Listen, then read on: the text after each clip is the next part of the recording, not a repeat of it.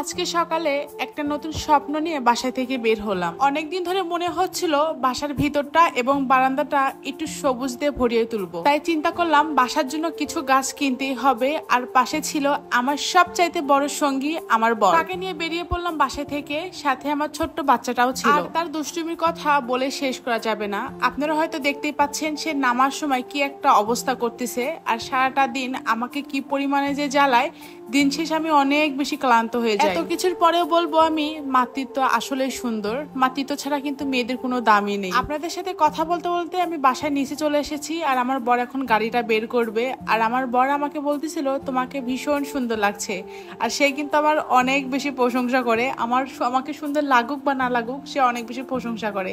আর তার এই প্রশংসা শুনতে আমার কিন্তু বেশ ভালো লাগে। গাড়িতে উঠে আমি আর সে ভাবছিলাম কি কি গাছ নিয়ে আসবো, আর কি কি গাছ নিয়ে আসলে আমার ঘরটা আরো বেশি সুন্দর লাগবে। আর সাথে দেখেন আকাশটাও কিন্তু ভীষণ সুন্দর লাগছে। অনেকে ভাবে এই গাছ হয়তো ঘরকে সৌন্দর্য বাড়ায়, বেলকুনিতে সৌন্দর্য বাড়ায়, কিন্তু আমার কাছে মনে হয় এটা একটা ভালোবাসার প্রতীক। একটা গাছ বড় করতে হলে গাছের পিছনে প্রচুর পরিমাণে শ্রম দিতে হয়, প্রচুর পরিমাণে কষ্ট দিতে হয়। তাই আমার কাছে মনে হয় গাছও আমার আরো একটি সন্তান। আর আমি কিন্তু খুব গাছ প্রিয় মানুষ, সেম আমার বড় গাছ অনেক বেশি পছন্দ করে। আমরা গাছ কিনতে যাওয়ার সময় দেখি রাস্তার পাশে এই মাল্টিপ্ল্যানের এই গাছ দেখে তো আমি অনেক বেশি খুশি হয়ে গেছি। আসলে মেঘনা চাইতে বৃষ্টি। আমি তো ভাবছি আজকে আর গাছ কিনবো না, এগুলা যা নিয়ে যাব এগুলা বাসায় লাগানোর পরে পরবর্তীতে কালকে না হলে গাছ কিনে নিয়ে যাব। কারণ একসাথে এতগুলা গাছ নিয়ে গেলে আমার লাগাতে অনেক বেশি কষ্ট হয়ে যাবে।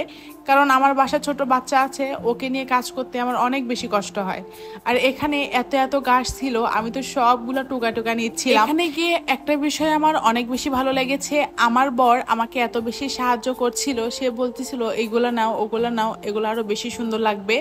আসলে সে যে কোনো কাজে অনেক বেশি উৎসাহ দেয়, আর এই উৎসাহটা কিন্তু আমার কাছে অনেক কিছু। এই গাছ তুলতেছিলাম আর দুজন মিলে আমরা ঠিক করলাম ছোট ছোট টবে এই গাছগুলো লাগাবো, দেখতে অনেক বেশি ভালো লাগবে। আমি তো মনে মনে এটাও ভেবে নিয়েছি গাছগুলো যখন বড় হবে দুজন দুইটা চার কাপ নিয়ে বসে বসে গল্প করব আর গাছগুলা দেখবো, সাথে আপনাদের সাথে কিছু ভিডিও শেয়ার করব। জানেন আমি অল্পতেই অনেক বেশি খুশি হয়ে যাই, এজন্য আমার বর আমাকে অনেক বেশি ভালোবাসে। কারণ আমার এত বেশি চাহিদা নাই যে চাহিদা থাকবে সে পূরণ করতে পারবে না।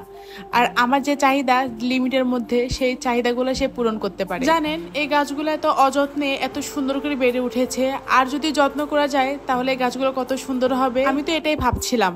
তো বাসায় এখন এগুলা নিয়ে যেয়ে খুব সুন্দর করে যত্ন সহকারে লাগাবো। আর যখন এই গাছগুলো বড় হবে তখন সেটাও আপনাদের সাথে শেয়ার করব। আজকে রাস্তার পাশে বেড়ে ওঠা এই ছোট্ট একটা গাছ আমাদেরকে শিখিয়ে দিল স্বপ্নগুলো বড় হতে হবে না, ছোট ছোট স্বপ্ন কিন্তু অনেক সময় মন ভরিয়ে দেয়। আর এই সবুজ মানে শুধু প্রকৃতি নয়, সবুজ মানে শান্তি আর শান্তি।